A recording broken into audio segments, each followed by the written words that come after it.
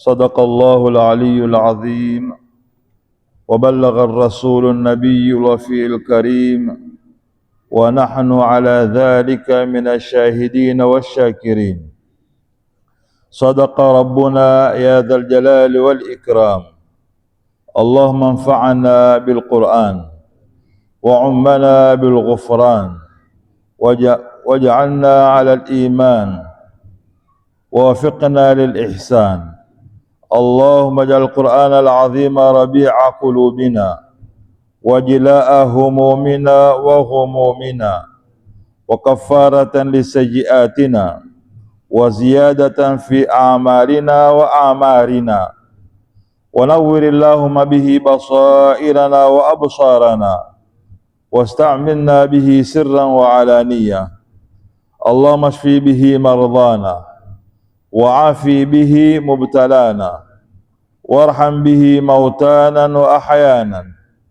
اللهم ذكرنا منه ما نسينا وفهمنا منه ما قرأنا وارزقنا تلاوته آناء الليل وأطراف النهار أبدا ما أبقيتنا يا رب العالمين. أما بعد، رب اشرح لي صدري ويسر لي أمري واحلل عقدة من لساني يفقه قولي.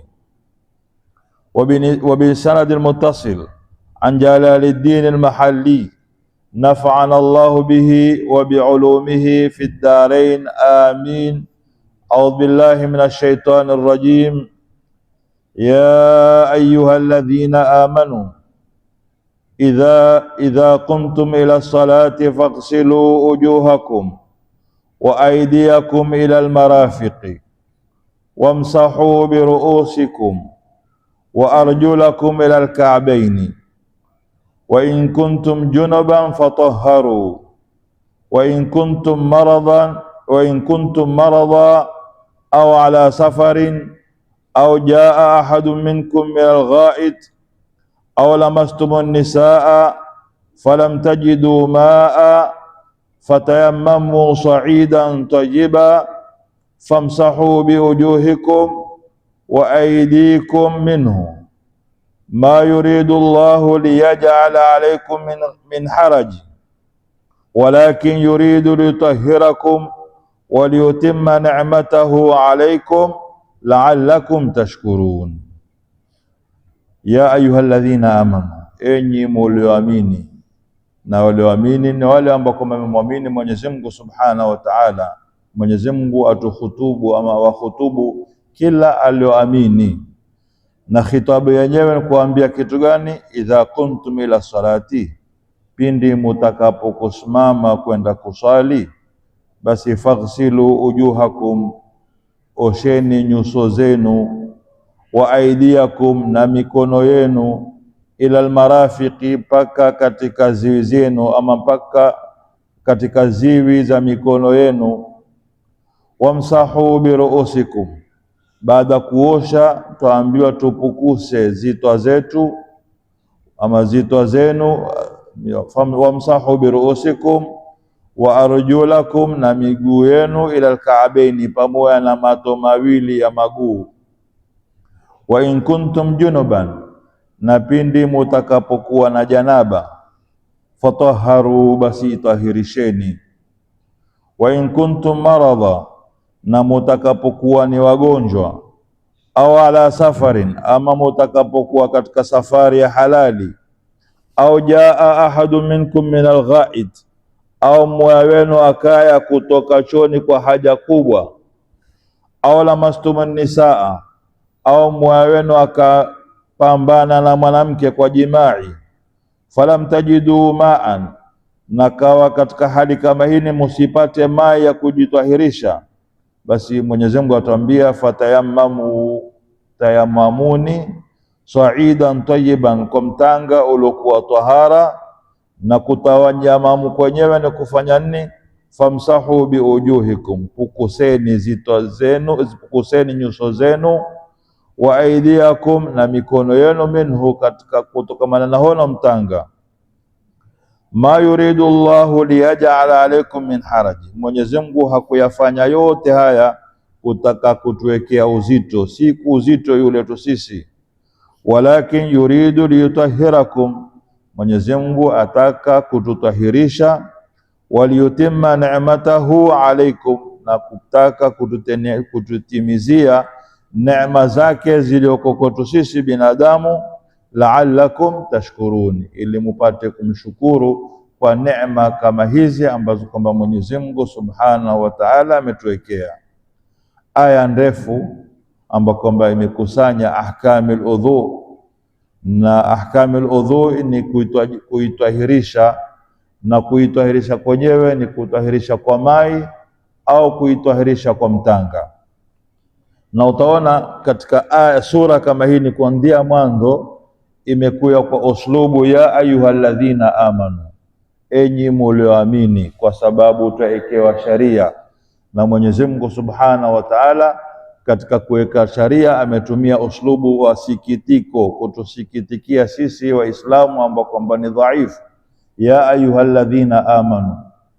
Na utaona kila ahkami ikiwa waekewa Waislamu, sawa ikiwa ni sheria au ni hukumu kadhaa, Mwenyezi Mungu huweta aya kwa ya ayyuhalladhina amanu, enyi mlioamini.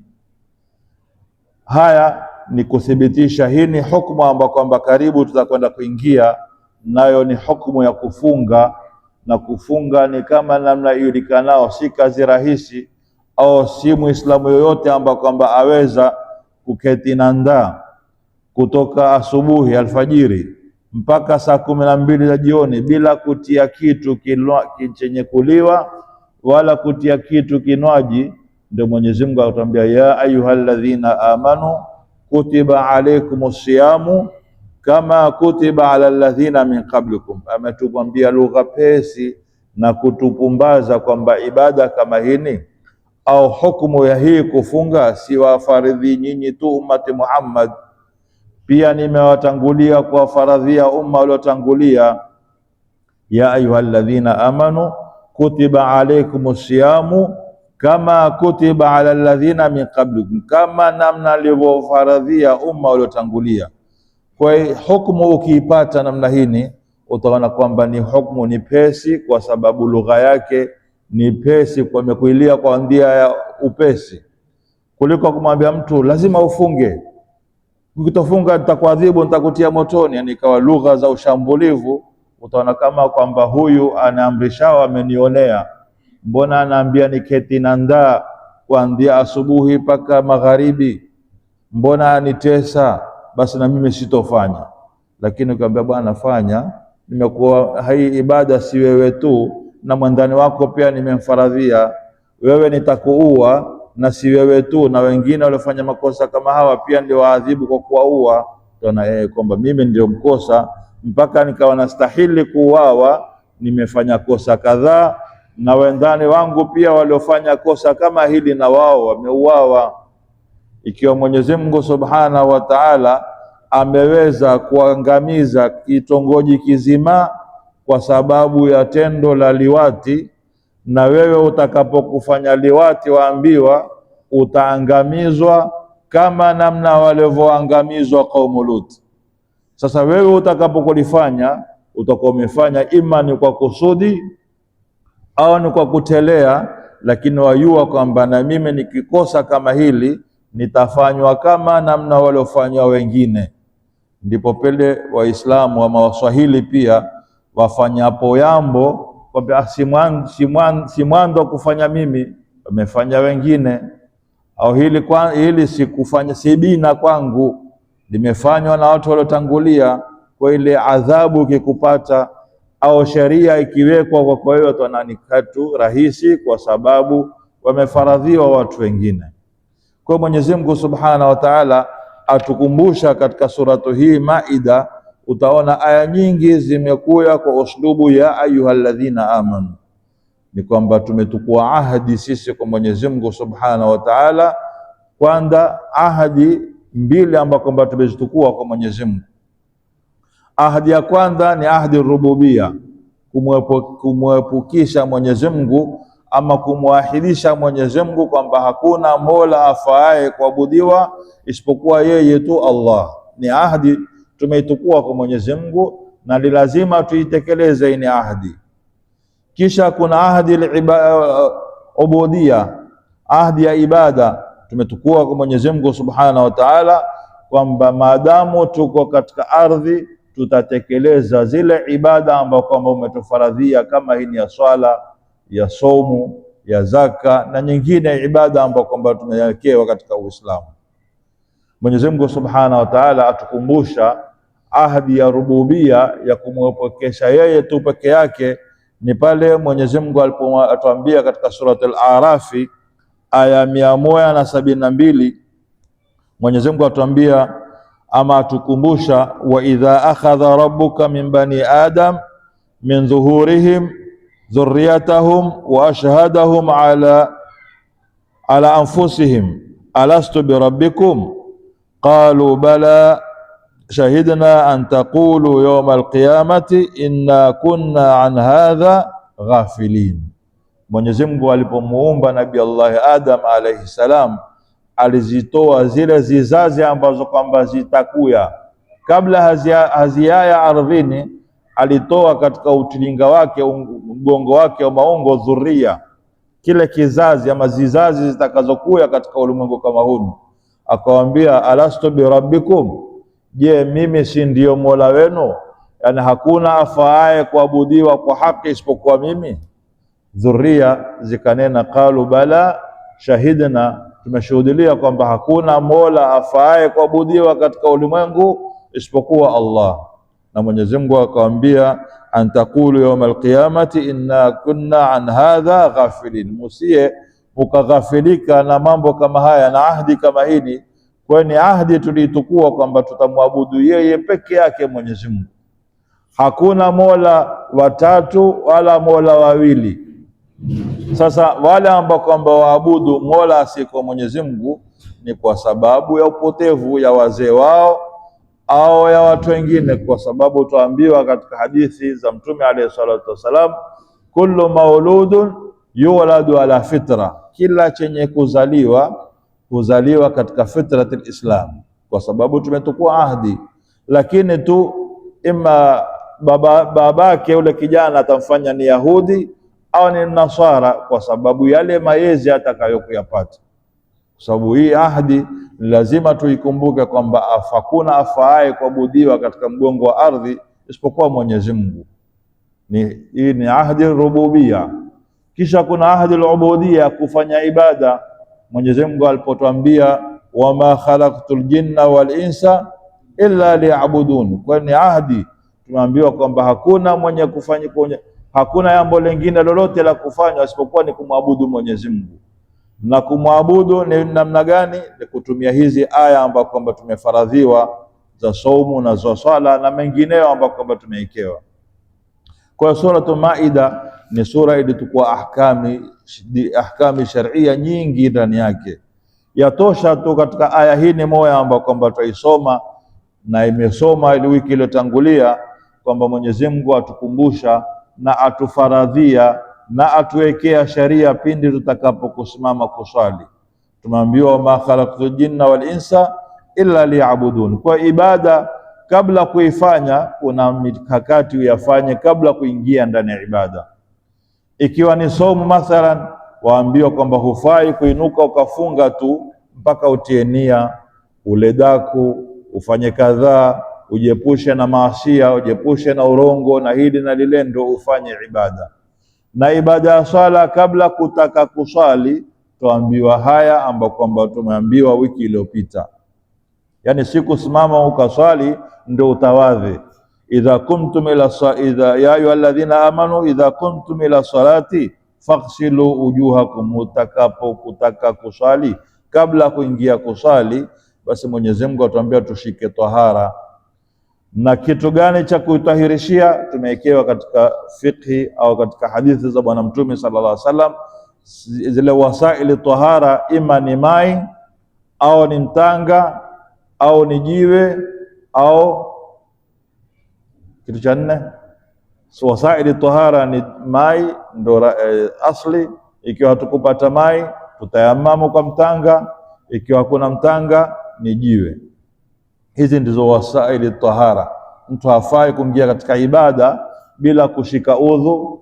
Ikiwa pengine hakuna mai, imekosekana au ni mgonjwa au kuna ila kadhaa, tumeambiwa tutayamamu.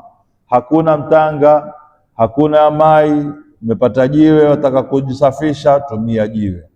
Lakini huwezi kuingia ndani ya swala bila kutawadha. Ndio Mwenyezi Mungu Subhanahu wa Ta'ala katika aya kama hii akituhimiza, ya ayyuhalladhina amanu, enyi mlioamini, mlioamini Mwenyezi Mungu Subhanahu wa Ta'ala, wa birasulihi, idha qumtum ila salati, pindi mutakapokusimama kutaka kuswali, idha aradtum qiyama li adai salati, mutakapokusimama kutekeleza sala, wa kuntum, na nyinyi mkawa muna hadathi, ima ni hadathi toto au ni hadathi kubwa, fatawadhau, basi tawadhini. Na kutawadhi kwenyewe Qur'ani yatuambia furudhul udhu. Hapa imetueleza faradhi za udhu tu, kwa sababu udhu kuna faradhi, kuna sunna, kuna makruhu, kuna mubtilati, kuna kadhaa. Zote hizi ni zito ambazo kwamba zachangia udhu, lakini hazikuwetwa katika Qur'ani bitafsiri. Na moya ambao kwamba haikuwetwa katika Qur'ani bitafsiri ni katika mipaka ya uso. Tumeambiwa tufaksilu ujuhakum, osheni nyuso zenu. Mpaka wapi? Hatukuambiwa. Lakini angalia kwenye mikono, tuambiwa wa aidiakum ila almarafiqi, pamoja na ziwi zenu, na miguu wa arjulakum ila alka'baini. Lakini uso tumeambiwa tufaksilu ujuhakum. Mipaka ya uso tumewekewa katika hadithi za Bwana Mtume sallallahu alaihi wasallam. Tuambiwa uso tula kutoka katika upaa mpaka katika kidevu, na ardha min al-udhuni ila al-udhuni. Sasa hapa tumeambiwa tufaksilu ujuhakum. Kwa hadithi za Bwana Mtume sallallahu alaihi wasallam za sherehesha na ziatilia nguvu ahkami al-Qur'an. Ikafahamika kwamba mtu akitaka kuswali lazima afanye. Sasa ina maana kwamba tuoshe uso na miguu tu, lakini tukawekewa kwanza upige bismillahi, uoshe ziganja zako ziwili za mikono, uwete dua adhkari, usitie mikono yako kwenye chombo ukiwa umetoka kulala. Tunaambiwa kwamba ni makruhu ukiwa umetoka kulala kuvika mkono kwenye birika ama kwenye chombo, kwa sababu huyui mikono yako imelala wapi. Hii ni kinaya kwamba kila mtu ayua mikono yangu iko hapa hapa. Sasa naambia kwamba siyui mikono yangu imelala wapi, kwani imetoka imekwenda kulala sofa na kulala kwingine. Ni kwamba mikono yako imetembea usiku, imeshika huku na huku, imeringa kadhaa na kadhaa, kisha wewe ukiinuka asubuhi kwenye mai pengine ni machache, ukavika mikono yako, utayanajisisha yale mai.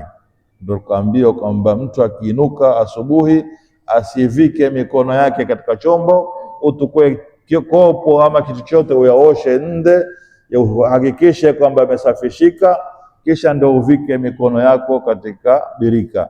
Na hii ndiyo nadhafa ya Uislamu, kwa sababu Uislamu buni ala nadhafa.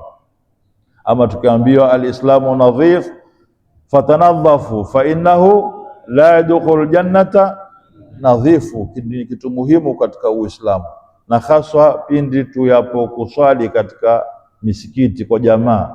Ndio Mwenyezi Mungu Subhanahu wa Ta'ala akatambia khudhu zinatakum inda kulli masjid, kila uendapo kutaka kuswali, kila uonapo kwamba nendao katika kongamano la watu, basi ujisafishe kwa kadri utakavyokuweza.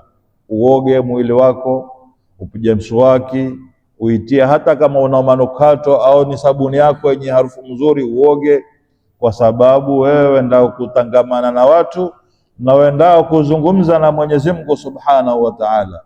Kwa itakuwa si laik, haipendezi mtu asimame mbele Mwenyezi Mungu Subhanahu wa Ta'ala, khitabu wa mkhutubu Mwenyezi Mungu kumwambia iyyaka na'budu wa iyyaka nasta'in, na huku domo lako latoa harufu. Ikiwa mimi na wewe twakirihika na harufu yako, je, Mwenyezi Mungu Subhanahu wa Ta'ala? Tukua kiasa ikiwa umesimama katika safu na mtu ambaye kwamba ni mvutaji sigara, uisikie ile harufu yake itokayo katika kinwa chake, utatamani kwamba imamu asome inna atainaka na kul wallahu muondoke, kwa sababu ile harufu yake ya kuudhi. Au mtu ametoka kazini, ametoka mahala mbali, amekuya mbio majasho, kisha ameshika udhu aswali, na wewe uko karibu naye, uko kwenye ubavu, utatamani kwamba imamu afanye mukhtasari ya swala, amalize mutoke, kila mtu awe mbali na ule. Sasa ikiwa wewe waitukia harufu ya binadamu ndani wako, kefa Mwenyezi Mungu Subhanahu wa Ta'ala umesimama mbele yake, umewaswali, wamuomba, wataraji mema kwake. Ndio tukaambiwa tutukue mapambo yetu kila tutakapokwenda kuswali, na kutukua mapambo ni kuinadhifisha kwa mai au zile wasaili ambako tumewekewa katika sharia. Ya ayyuhalladhina amanu idha kumtum ila salati faghsilu wujuhakum wa aydiyakum ila almarafiqi, pamoja na ziwi zenu. Kisha kuna tofauti baina kuosha na kupukusa. Uso tumeambiwa tuoshe, sio kama lugha watumiao watu wa bara. Mtu akitaka kwenda kula mwambia nenda kaoge mkono. Kuoga ni kupitisha mai, ni silani almai min albadani, kupitisha mai yatiririke katika mwili. Kwa hiyo uweze kumwambia mtu nenda kaoge mkono, nenda kaoshe mkono. Kupukusa uweze kumwambia nenda katie mai, yani kaoshe uso ama kaoshe kitwa, ni kupukusa kitwa. Kwa hiyo kuna kuosha na kupukusa. Kwa hiyo Mwenyezi Mungu Subhanahu wa Ta'ala katika udhu ametuwekea ziungo fulani ni kuoshwa na ziungo fulani ni kupukuswa. Faghsilu wujuhakum wa aydiyakum ila almarafiqi wamsahu biruusikum, na mupukuse zitwa zenu. Wataghsilu arjulakum, na muyaoshe miguu yenu. Ma'al ka'baini, na miguu huoshwa hayapukuswi, japokuwa kuna khilafu ya riwayati na nahwu na kadhaa, lakini asli ya miguu ni kwamba miguu imebeba uchafu. Kwa hiyo ikiwa utaosha uso, utapukusa kitwa na maguu yaoshe. Ndio Mwenyezi Mungu Subhanahu wa Ta'ala akatuambia wamsahu biruusikum wa arjulakum ila alka'baini, maguu huoshwa pamoja na mato ya maguu mawili. Wa in kuntum, na mutakapokuwa na muna hadathi au mutakapokuwa mwatoka choni katika haja kubwa ama haja toto. Wa in kuntum junuban, na mutakapokuwa na janaba. Janaba ni hadathi kubwa. Kwa hiyo tuambiwa tukiwa na hadathi toto tutawadhi ndio tuingie kwenye kuswali, na tukiwa tuna hadathi kubwa kwa kujimai, basi tuambiwa fatahharu, jitahirisheni. Utaona katika Qur'ani ametuambia sigha balighi, jitahirisheni tu. Kwa hiyo tutahitahirisha namna gani mtu akiwa na janaba? Tumewekewa katika hadithi namna ya kuoga janaba ni iye, na namna ya kutawadha bitafsiri na namna gani. Tuambiwa kwamba mtu akiwa na janaba hafai kuingia katika swala mpaka aoge, na kuoga sio kwenda kuipaka mai tu ama kuitia mai tu na kutoka, mpaka utie mai kutoka unye mpaka unyaa, mwili wote utanganye, utahakikisha kwamba yametanganyika mai. Sio kwamba ufungue mfereji kwenye hizi shawa usimame tu utie mai papu uondoke, pengine huku hakukudara mai maungoni, hakukudara mai, hakuna unyevu wa mai, itakuwa pale bado huyaoga tohara. Tumeambiwa tuoge na tupitishe mkono, murur yadi, pale ambapo kwamba utapata kiungo na mkono wako uhakikishe kwamba mai yameingia. Tukaambiwa pia kwa mwanamke ambaye kwamba ana nyee nyingi na amezisuka, amefanya ile matuta na ataka kujitahirisha kwa janaba, basi ni uzuri afungue matuta yake ili yale mai yaingie katika zile penyenye za nyee zake. Kwa haya lao utasoma Qur'ani tu utatukua ahkami zilizowekwa hapa, hutoweza kufanya ibada kwa sahihi. Na ibada ni kuingia kwa kufanya na mikakati ambayo kwamba ni sahihi, ndio ibada yako itakabaliwe. Lakini kiwa utangia kwenye ibada, udhu hukushika uzuri, janaba hukuoga uzuri, basi ndipo pale tuambiwapo na sahibi Zubad, wa kullu man bighairi ilmi ya'malu amaluhu mardudatun la tuqbalu. Wewe wafanya ibada, waswali, wasufunga, wafanya kadhaa, lakini ibada zako hukuziua namna kuingia nazo, basi zile ibada zako utapigwa nazo za uso. Ambia kweli umeswali, lakini swala zako hazina udhu. Funga yako hukutia nia, kufunga kwako umesengenya, umenena urongo, umekwamba, umekula haramu, umekula kadhaa. Ni kwamba haya ndiyo yatufundisha tuweze kuifanya ibada uzuri. Kwa janaba ni katika hadathi kubwa, na hufai kuingia ndani ya swala kwa kutawadha. Ndio kama wale wengine wasoyua amba awami wao hustarehe na wake zao, kisha tu akatawadha kama namna mtu aliotoka choni, kaosha uso na mikono, wewe enda kuswali. Ndio pale utakuwa umeswali kitu gani? Utaona wewe ni swalihi na umefanya ibada miaka 50, lakini huyui kuoga janaba, huyui kutushika udhu sawa sawa, huyui kufanya kadhaa.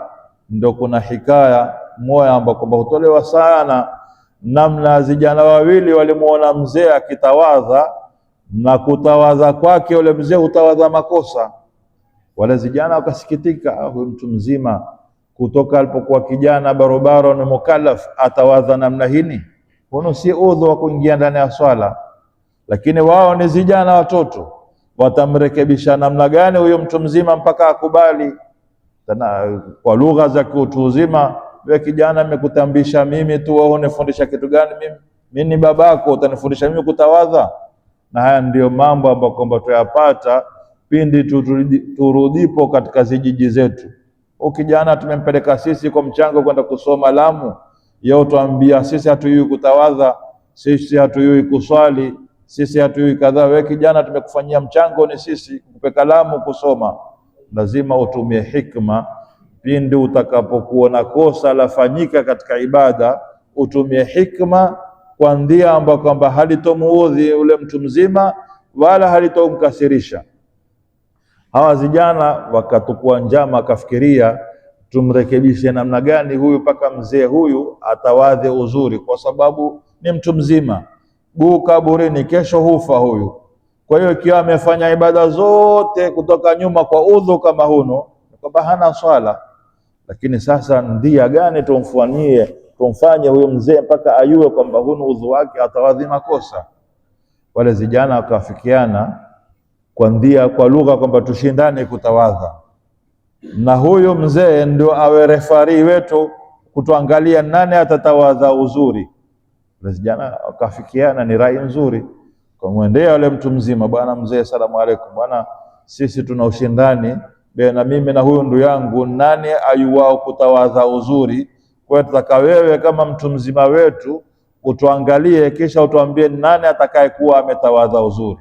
Ule akaona lugha mzuri, memwendea sawa, nimpa heshima yake. Wewe kama mtu mzima ndio tuwe jaji, utuhukumu nani atakayekuwa ametawadha uzuri. Ngada lugha mzuri, mwenyewe akaridhika na mwenyewe akaona kwamba makosa yako wapi.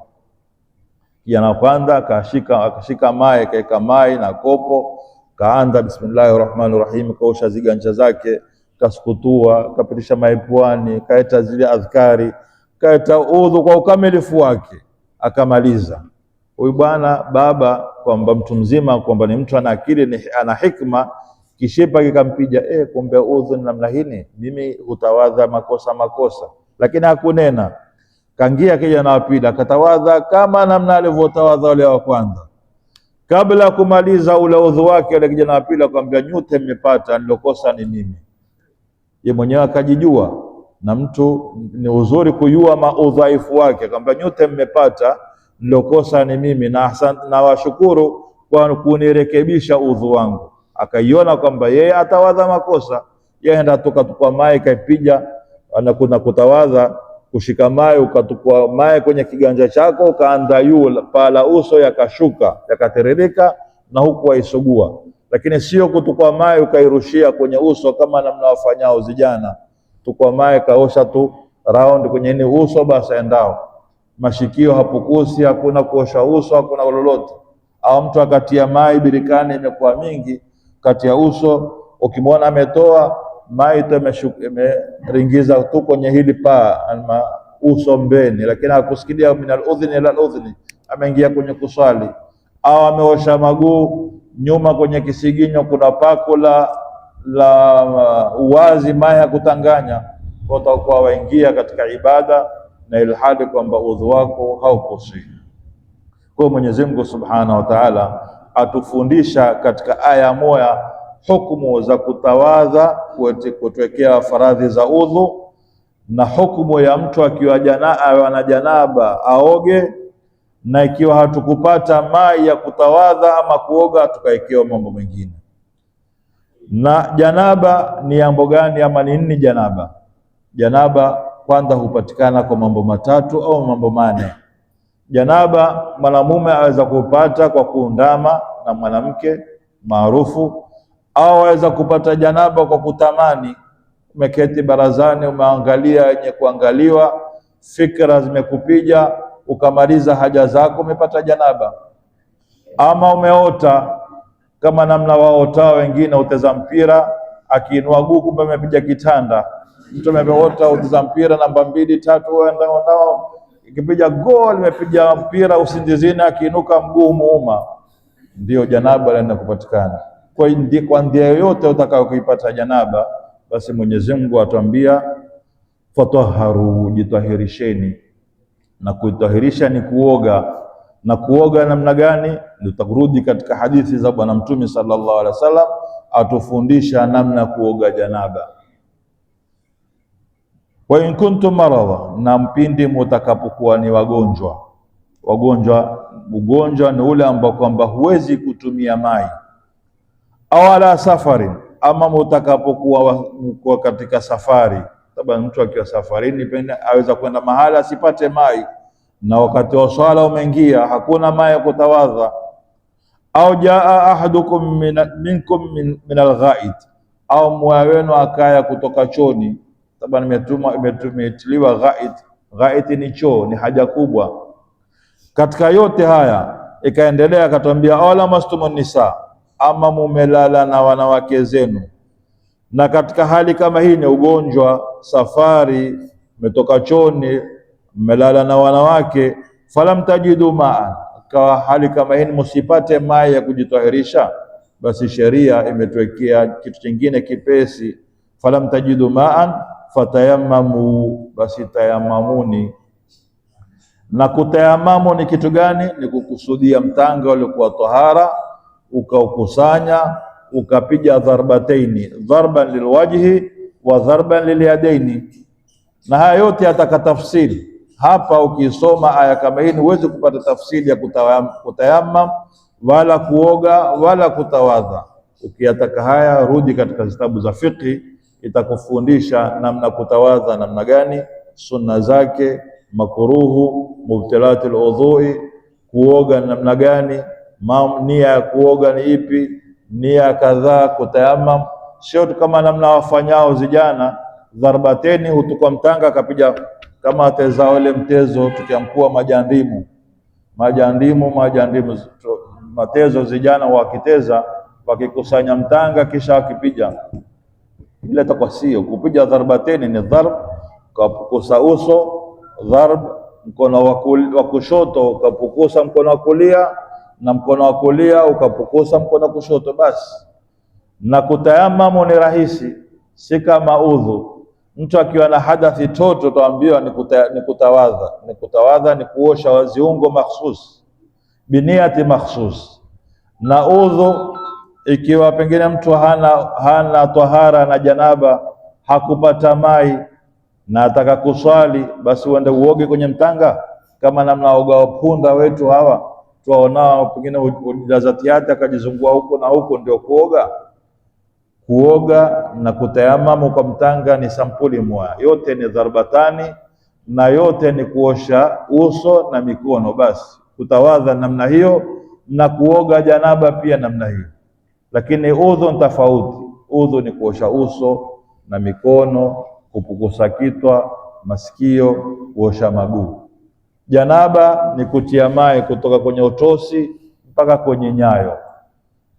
Zote mbili ukitaka kutayamama udhu ama janaba ni kupukusa, si kuosha. Kutotukua mtanga ukaiosha kama namna pengine mwandazimu afanyao, tukua mtanga akajipaka, ni kupukusa. Tena tumewekewa sharia hafifu, baada ya mapiga dharbatani ukapunguza lile vumbi kwa kugonga mikono yako, ile vumbi lipungue, kisha upukuse tu kwa mbali, mara moja uso na mkono mara moja na huno, basi ndio umeshatawadha, ndio umeshaoga janaba. Famsahu biujuhikum wa aidiakum minhu, pukuseni nyuso zenu na mikono yenu tu basi katika kutayamama. Yote haya Mwenyezi Mungu ndio atubainishia, ma yuridu Allahu liyaj'ala alaykum min haraji, Mwenyezi Mungu hataki kuwekea ugumu katika sharia, walakin yuridu liyutahhirakum, Mwenyezi Mungu ataka kututaka sisi tujitahirishe, waliyutimma ni'matahu alaykum, na apate kututekelezea kututimizia neema zake hizi ambazo kwamba ametupa sisi. Angalia Uislamu kama namna tulioeleza nyuma, haikutuwekea kwa ugumu. La mtu mgonjwa ana baridi hawezi kutumia maji, waambia lazima utumie maji ukitaka kuswali. Mtu uko safari ameenda masafa marefu hakuna maji, waambia lazima uzenge maji utawadhe uswali. Ingalikuwa ni ugumu. Wewe uko safarini, ugonjwa, umeambiwa usitumie maji, ama basi siku za baridi kama baadhi ya mii ukienda hutamani kudara maji alfajiri, mpaka ushaurie mara tatu, tie mikono ukitoa, tie mikono ukitoa. Ikiwa kupata maji vuguvugu ya moto, utaka imani ya nguvu yaweze kuyatawadhia ile maji. Mara nyingine utakwenda mahala hakuna maji moto, ambia tawadha hayo maji baridi, utaona wenyewe utakuwa tu ujiosha ndio uzao. Lakini wewe mgeni ambao kwamba uyozoea, tia mkono ukirudisha, tia mkono ukirudisha, mpaka pengine ungoje jua litoke ndio katiti angao maji yawe na vuguvugu ya harara ya jua uweze kutawadha. Lao sharia ingatuambia lazima utawadhe ukiwa mgonjwa, msafiri, kadhaa, lazima udare maji, ingalikuwa sharia basi hapo ingalikuwa ngumu. Lakini tumewekewa tutawadhi, na tukawekewa asbabu, tukiwa wagonjwa, tukiwa wasafiri, hatukupata maji ya kutahirisha, basi tayamamuni kwa mtanga.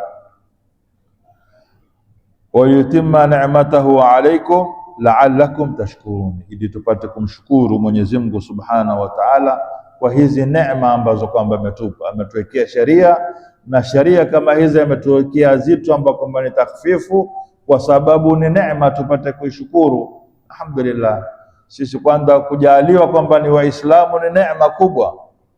Hakuna neema ambayo kwamba Muislamu umepewa kama kujaliwa yeye kwamba ni Muislamu. Kisha katika Uislamu tumewekewa faradhi, mambo ambayo kwamba tuyafanye, na kuyafanya kwenyewe tukawekewa takhfifu. Kwa hizo zote hizi ni neema. Mwenyezi Mungu atuambia la'allakum tashkurun, ili mupate kumshukuru Mwenyezi Mungu Subhanahu wa Ta'ala. Ametuwekea sharia kisha akatuwekea takhfifu. Tukaambiwa kwamba tumezea kutukua udhu, tunataka kuswali, hatuwezi kuswali kwa sababu kadhaa, pengine mtu mgonjwa hawezi kusimama, tukaambiwa tuketi. Huwezi kuketi magupu kupinda maondo, ambao ulale kuswali kwa kulala upande wa kulia, ubavuni wako kuliani. Huwezi kwa ubavu uno, ambao kushoto. Huwezi kulala kwa ubavu zote mbili, ulale kwa tani. Huwezi kwa tani pengine, sasa kwa huwezi kulala huku, huwezi kulala huku kuliani, huwezi kulala kwa tani. Sio binadamu wote kwa ulala vipi? Kwa matumbo. Utaoga, utaswali kwa utalala kwa matumbo. Haya matumbo pia uwezi. Sasa namna ambayo kwamba itakuwa roho yako yagonga katika mwili wako na akili yako bado yafanya kazi, mwambiwa uswali. Hata akiwa huwezi zote, mwambiwa uashirie kwa chanda, usimamishe chanda. Mimi sasa nimesimama, nimerukuu, nimetadili, nimesujudu, nimejulusu baina sajdateni, nimemaliza ni swala, uipitishe kwa chanda. Huwezi pia kuinua mkono wako, waambiwa ushirie kwa kope, unyoshe kope, umesimama, umerukuu, kadhaa. Alhasil, maadamu ruhu yagonga katika kiwiliwili, lazima uswali. Swala ndiyo ibada peke yake ambayo kwamba ni pesi na ni mzito kwa wanafiki, kwa sababu ni pesi. Huwezi kutawadha, tayamamu, Uwezi kusimama, keti. Lakini tuambia hakuna swala mzito kwa munafikina kama swala zipindi ziwili za alfajiri na salatul asri, kwa riwaya nyingine salatul isha, kwa sababu alfajiri haijulikana uzito wake. Sote twajua utamu wa usingizi. Mtu alale saa 9 saa 8 za usiku, saa 8 9 saa 10 mwamshe, haya swala. Si mtu yoyote ambao kwamba aweza kuinuka kuswali, isipokuwa wale ambao kwamba wamesifiwa katika Qur'ani. Mwenyezi Mungu akituambia tatajafa junubuhum anil madhaji'i yad'una rabbahum khawfan wa tama'an, mpaka aya ya mwisho, kwa sababu ni imani. Ukakata usingizi wako. Hata nyinyi ambao kwamba hulala katika Dar al-Arqam na Mahad na college, kuna wengine hulala kwenye zitanda zizuri zaidi, zitanda zina manukato, zina kadhaa, feni kadhaa, na akisikia tu adhani mbio ameshuka kwenda kuswali. Lakini sisi tumedalatiati kwenye godoro umiza mbavu, na hapo ule utamu wa usingizi, ukisikia adhani ndo azidi kuvuta barshiti kupata ule utamu wa usingizi. Lakini tatajafa junubuma, wako wapi wenye kuziepusha mbavu zao an madhaji'i, na zitanda zao, sio tiati, zitanda ambao kwamba zimepambwa kwa uzuri. Zote hizi ni fadhila, ni neema za Mwenyezi Mungu Subhanahu wa Ta'ala, atuambia tuzikumbuke tupate kumshukuru Mwenyezi Mungu Subhanahu wa Ta'ala. Lao tuambiwa tuswali au kama namna ilivyofaradhiwa wakati wa Mi'raj, tutaeleza kisa chake. Tumefaradhiwa swala 50. Lao tungalikuwa ni zile swala 50, fikiria tungaliswali kila saa, tuye msikitini. Tukiinuka alfajiri saa 11 tuswali, saa 1 kuna swala, saa 2, mpaka kwa siku tutimize swala 50. Singalikuwa uzito? Lakini Mwenyezi Mungu atuambia hakutaka kutuwekea haraji. Hizi sharia hakutaka kutuwekea uzito na ugumu katika dini. Ametuwekea swala 5, lakini kwa fadhila zake, thawabu zake ni zile 50. Tumewekewa swala 5 kutawadha, lakini kwa unawezi kudaramai, tuambie utayamamu. Umekatika mkono, umetia bendeji, tuwekewa ahkami zake za kufanya. Kila kitu tumewekewa takhfifu, kwa sababu kusikitikiwa sisi ummati Muhammad kwamba ni umma dhaifu na mambo yetu yamewekewa upesi. Nafikiri adhana. Kwa tumebakia tu katika aya hii moja, insha Allah baada adhan tutaieleza pia na hii aya ya pili inafuatia, ili tukutimize maksudi ya malengo ya aya kama hizi, na Mwenyezi Mungu atatuwafikia kila la kheri inshallah. Wadhkuru ni'matallahi alaykum, Mwenyezi Mungu atuambia zikumbukeni neema za Mwenyezi Mungu Subhanahu wa Ta'ala zilizoko kwenu, kwa sababu neema ni nyingi. Wa mithaqahu alladhi wathaqakum bi, na tukumbukeni ahdi ile ambayo kwamba mliitukua. Idh qultum, pale muliponena sami'na wa ata'na, tumesikia na tumetii zile amri zako. Wattaqullah, Mwenyezi Mungu atuambia mcheni Mwenyezi Mungu Subhanahu wa Ta'ala. Inna Allaha alimun bidhati sudur, Mwenyezi Mungu ni muyuzi zaidi zilizoko ndani ya zifua zenu. Mwenyezi Mungu ya'lamu ma fi sudur wa ma tukhfi sudur, ayua zilizoko ndani ya nyoyo zifua na zilizoshitamana ndani ya zifua. Kabla yambo huyalifanya huyalimka, Mwenyezi Mungu ayua. Kwa Mwenyezi Mungu Subhanahu wa Ta'ala katika aya kama hii akituambia wadhkuru ni'matallahi alaykum, kumbukeni. Na kukumbuka ni kuzitaya na kuzitathmini neema ambazo kwamba Mwenyezi Mungu ametuneemesha. Na kama namna tulionena nyuma, hakuna neema kubwa sisi Waislamu tulioneemeshwa na Mwenyezi Mungu kama kutupa hidayati bil Islam, kutuongoza katika Uislamu. Ni hidayah kubwa na ni neema kubwa. Ni wangapi ambao kwamba Mwenyezi Mungu amewaumba ni arwahi, lakini si Waislamu? Mimi na wewe na mwingine tukajaliwa kwamba ni Waislamu, ni neema kubwa ambayo kwamba yafaa kushukuriwa, na tuambiwa kafa biha min neema, yatosha, hii ni neema. Lakini Mwenyezi Mungu atuambia wadhkuru ni'matallah, kumbukeni neema nyingi. Miongoni mwa neema nyingi ambazo kwamba Mwenyezi Mungu ametuneemesha ni kutujalia kwamba sisi tuko hai na ziongo zetu zote ziko salama. Lao angalikuwa Mwenyezi Mungu amekupokonya chanda kimoja tu, utaona tofauti namna kushika au namna ya kwenda kio ni chanda cha maguu. Au kama Mwenyezi Mungu sisi ametuumba namna hii, wewe akawa amekuumba ni Muislamu, lakini uso wako mdomo akauweka huku nyuma, mikono iko mbele, wataka kula kutukua tonge la chakula kulitia mdomoni na mdomo kwenye kisogo, angalikuwa namna gani? Ushika huku mato uangalia, kisha ulinue tonge ulizungusha huku nyuma ulitie mdomoni.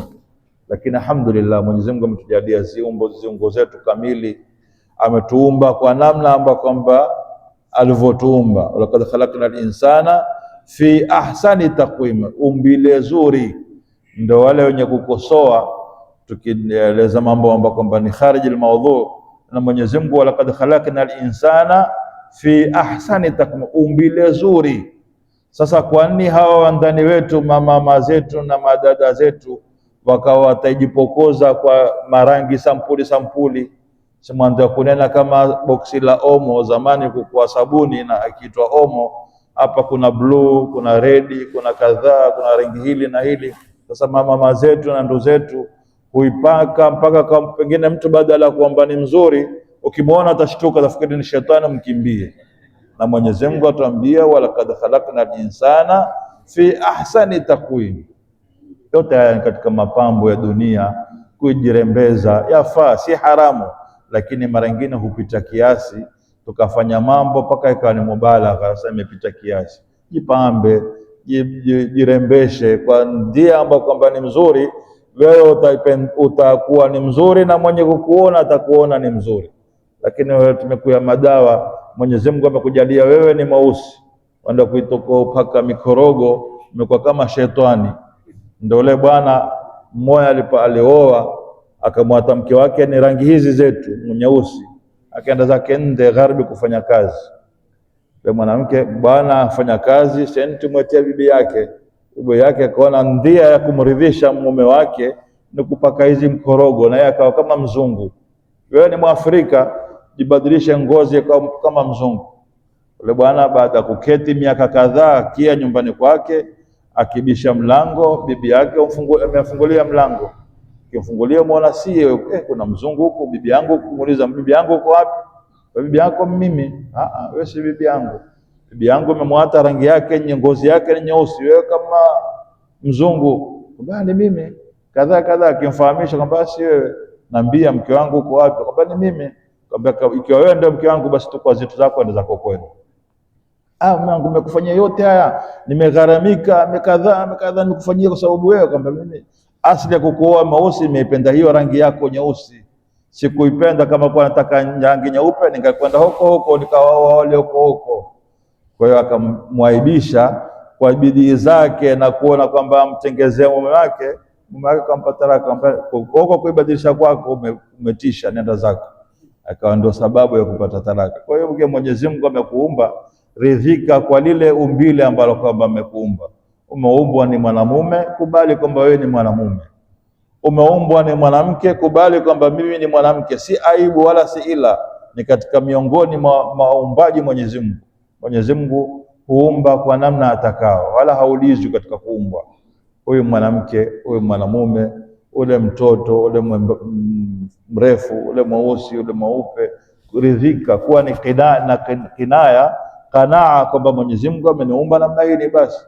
Lakini kiwataka tena wewe mwanamume atakujifanisha mwanamke atakakuwa mwanamume, sasa ndipo pale zile laana za Mwenyezi Mungu ndio zikitushikia, tukizangia sababu gani sisi matatizo yametupata? Kwa sababu kila mmoja haridhiki kwa lile aliyoumbiwa.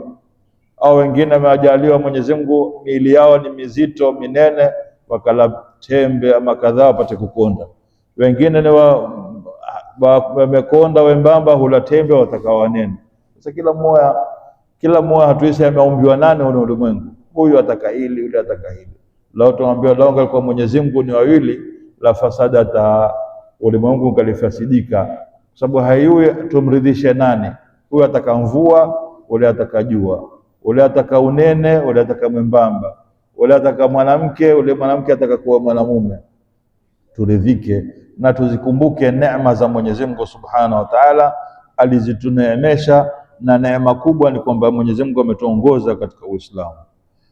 Wadhkuru ahda alladhi ahadakum bi alayhi, nakumbukeni ile ahdi ambayo kwamba tumeitukua wakati alipobi'ati ridwan, wale masahaba kwamba Mtume sallallahu alaihi wasallam, sami'na wa ata'na, tumesikia maneno yako na tumetii amri zako. Tusiwe kama wale ambao kwamba waambiwa sami'na wa asaina, tumesikia lakini tumeziasi.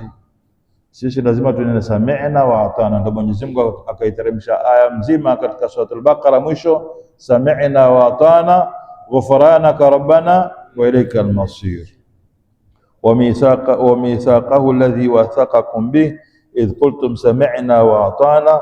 Kisha Mwenyezi Mungu atumalizia wattaqullah, atukumbusha tumche Mwenyezi Mungu Subhanahu wa Ta'ala, na kumcha ni kufanya mambo mawili, kufuata awamiri na kuziwata nawahi. Basi utakuwa wewe ni taqi. Taqi si kwamba mtu ana mambo kadhaa na hili, wewe kile awamiri uzifanye na nawahi uzifanye, ndio wewe utakuwa taqi. Mwenyezi Mungu atuambia wattaqullaha inna Allaha alimun bidhati sudur. Mwenyezi Mungu ayua, ni muyuzi ya mambo ambayo kwamba yaliyoko ndani ya zifua zetu kabla hatuyazitamka. Mwenyezi Mungu ayua. Kwa hiyo ni hoja kwamba utakalo kulifanya Mwenyezi Mungu aliua tu. Mwenyezi Mungu ameweka wasila, ametuwekea rakibu na atid, kwamba ulinenalo wama yalfadhu min qawlin illa ladayhi. Lakini Mwenyezi Mungu kabla huyalinena yeye amezekuli, kabla huyaumba utanena, watakuwa utanena sasa, kabla uko katika uzao wa mamako Mwenyezi Mungu ayua kwamba wewe siku fulani utanena kadhaa. Zote hizi Mwenyezi Mungu atuthibitishia akituambia inna Allaha alimun bidhati sudur. Kwa hiyo ukijua mambo kama haya ndio utaweza kumtunga Mwenyezi Mungu Subhanahu wa Ta'ala akukute mahala ambao kwamba alipokuamrisha, na utajitunga Mwenyezi Mungu asikuone katika mahala alipokukataza. Ndio Mwenyezi Mungu katika aya nyingine pia ametaya aya mara mbili kwamba ni ibra kwetu sisi. Tunaambia ya ayyuhalladhina amanu taqullaha wal tanzur nafsum ma qaddamat lighadin wattaqullaha innallaha khabirun fattaqullaha ittaqullaha. Kwa hiyo takwa ni kufanya atakayo na kuyawata ayakatazao, na wewe utakuwa ni katika taqi. Mwenyezi Mungu atufikie kila la kheri, atupe fi dunia hasana wa fil akhirati hasana, na tujalie haya tuliyozungumza tuyafuate yale ambayo kwamba ni mema, kama namna Mwenyezi Mungu atuambia Allahumma ja'alna minal ladhina yastami'una alqawla fayattabi'una ahsana. Allahumma arina alhaqqa haqqan warzuqna ittiba'a wa arina albatila batilan warzuqna ijtinaba. Wassalamu alaykum wa rahmatullahi wa barakatuh. Wallahu wa rasuluhu a'lam.